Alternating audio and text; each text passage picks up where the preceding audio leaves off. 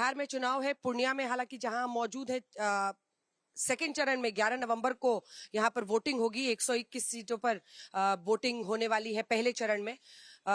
लेकिन एक शख्स जिसका अब हम इंटरव्यू करने वाले हैं, उसकी पहचान यही है कि वो अपने आप को राहुल गांधी का सबसे बड़ा सिपाही कहते हैं।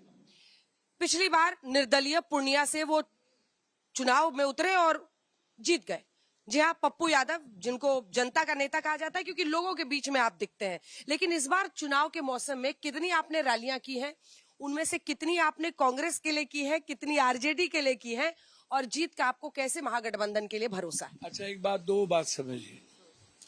राहुल गांधी जी जब एसआईआर के मुद्दों को लेकर के और उसके पहले अत्यंत पिछड़ी जाति या अन्य मुद्दों को लेकर के जब Rahul Gandhi ji EBC, ST, SC, इन मुद्दों को लेकर के जब वो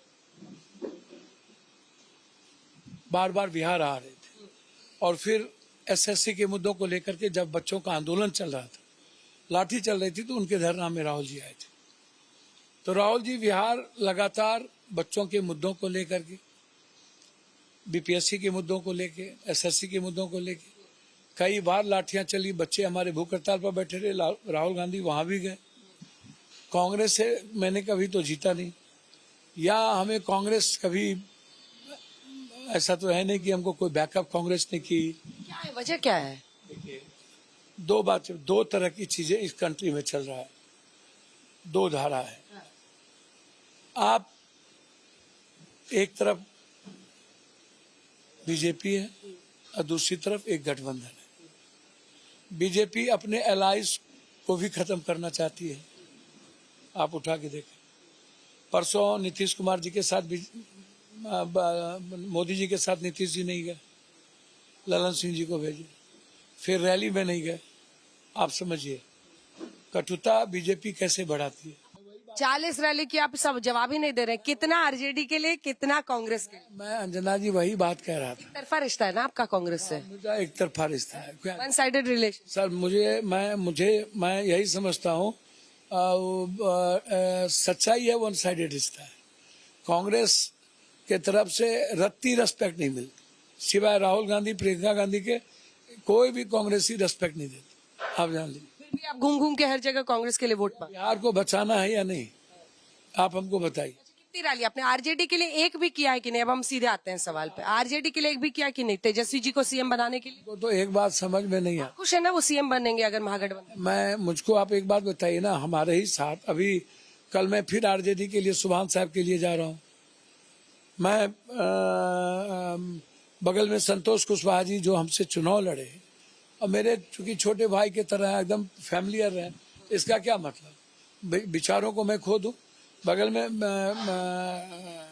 हमारी बेटी की तरह है बीमा भारती, वो हम चुनाव लड़ी हमारे खिलाफ और प्रकाष्ठा थी गाली गलौज की। लेकिन बेटी, आपके गोद में बच्चे पैखाना कर दे तो क्या करोगे? आप साफ करोगे कि काट दोगे? या आप अपने बच्चों को क्या देखोगे? मैं हिमालय से ज्यादा ऊंचा और समुद्र से ज्यादा गहरा इंसान हूँ। मुझे कोई किसी से लेना देना नहीं। मैं विचारों के साथ हूँ और मैं अपने तरीके से लाइन लकीर खींचता हूँ। तो इसीलिए आरजेडी या कोई भी महागठबंधन या सीपीआई या सीपीएम माले कोई भी ऐसा, हमारे नेता ने जब स्पष्ट रूप से कह दिया कि हर परिस्थिति में महागठबंधन एक है, हम लोग एक हैं, और हमारे नेता ने दो सिटिंग सीट खो दिया, कहा कि छोड़ दो। आईपी गुप्ता के लिए उन्होंने कहा छोड़ो, और उन्होंने जमालपुर और सहरसा दे दिया। तो प्रधानमंत्री ने कहा है कि आरजेडी ने कांग्रेस पार्टी के कट्टा लगाकर उनको सीएम घोषित करवा दिया, तेजस्वी यादव को, और मुकेश सहनी डेप्यूटी सीएम घोषित हुए हैं। आप इस बात से खुश हैं? मुझको एक बात देखिए, प्रधानमंत्री जी की मर्यादा होती है, मैं उनकी इज्जत करता हूँ, रेस्पेक्ट करता हूँ। प्रधानमंत्री जी पिक्चर में कादर खान का जो विलेन का रोल था ना, प्राण का, बहुत बेहतर भारत के वो खूबसूरत, मतलब उससे अच्छे विलेन कलाकार है। जब पहली बार बिहार आए थे तो अपने को जदवंश कह दिए और द्वारकाधीश कह दिए। बंगाल गए तो प्रधानमंत्री जी टोपी पहन लिए, रविन्द्रनाथ टैगोर का। और जैसे पंजाब हो गए तो सिख बन गए। दो सवाल और है। एक देखिए, जिस पर बीजेपी बार बार घेजती है, जंगल राज का मुद्दा, उस पर गृहमंत्री जी से भी मैंने सवाल किया था। लेकिन सवाल यह है कि मोकामा में अनंत सिंह के साथ क्या हुआ, उस पर भी प्रश्न उठ रहे हैं। लेकिन क्या इस छवि को हटा पाना मुश्किल है? बिल्कुल नहीं हटा सकते। पॉलिटिशियन के बस की चीज नहीं है। पॉलिटिशियन की चमचागिरी जो लोग क्षेत्र में नहीं रहते हैं, पटना और दिल्ली की गणेश परिक्रमा ऐसे पैसे वाले और माफिया लोग करते हैं। ठीक है, कल ललन जी ने कहा कि आप वोट दो, हम होम मिनिस्टर बनाएंगे, आतंक के सबसे बड़े अभिप्राय, तो होम मिनिस्टर बनेंगे। इसके पहले भूमिहार समाज में ही उसने गोली मारा था घर पे चढ़ के। मंटू संटू क्या नाम था हमको नहीं पता, अंटा मंटा क्या नाम था, और उसमें वो जेल गए।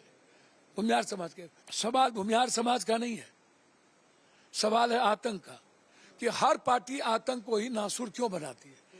बीच में आरजेडी में दिया, अब ये ललन बाबू वहां चले गए, लालू यादव जी दानापुर चले गए।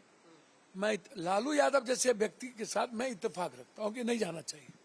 क्यों लालू यादव जी दानापुर जाएंगे वोट मांगने? इसका मतलब है कि आप हमारे आने वाले पीढ़ी को कह रहे हैं कि सबको दादा और माफिया बनना है। धूमल सिंह को टिकट जदयू ने दे दिया, पप्पू पांडे को टिकट जदयू ने दे दिया, हुलास पांडे को टिकट चिराग जी ने दे दिया, सुनील पांडे को टिकट दे दिया, राजद ने दे दिया, और लगातार। यही आपका राज है, जो मन में आता है बोल ही देते हैं, मतलब कुछ ज्यादा फिल्टर नहीं लगाते हैं। अरे महागठबंधन के साथ हैं, फिर भी आप बोल रहे हैं, इतना दम किस नेता में? बताइए आप हमको एक बात इसमें नेता में नहीं, मैं तो मानूंगा कि किसी भी कीमत पर लालू यादव जी को दानापुर नहीं जाना चाहिए। मैं जो बात सही है मैं मानूंगा। और आखिरी ये लोग जेल से निकले वो आतंक के माफिया, तो सबसे पहले सीएम के यहाँ चले गए।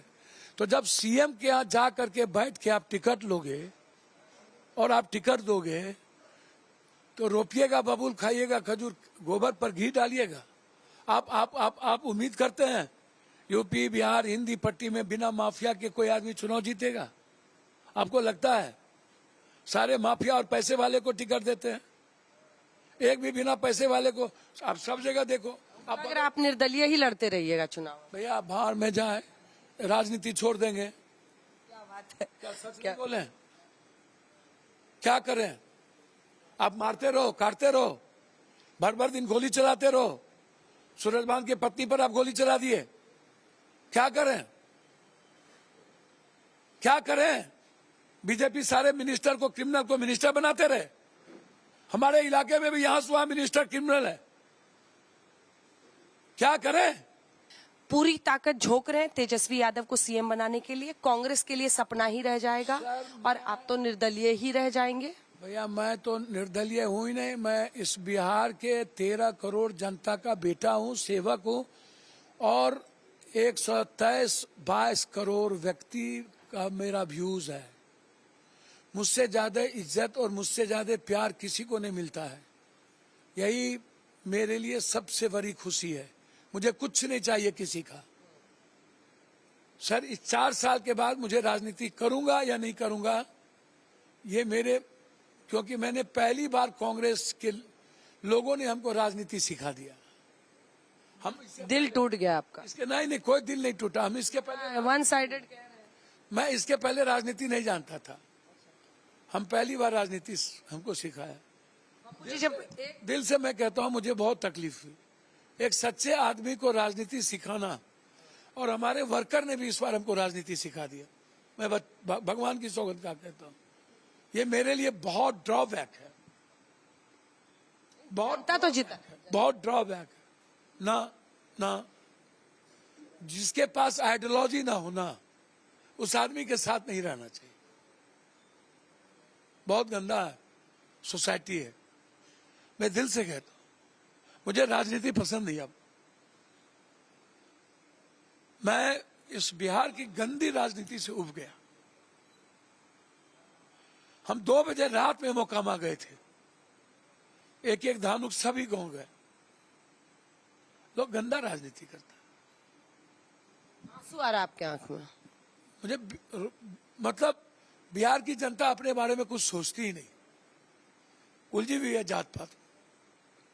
मेरा जात वही सबका धर्म हो गया।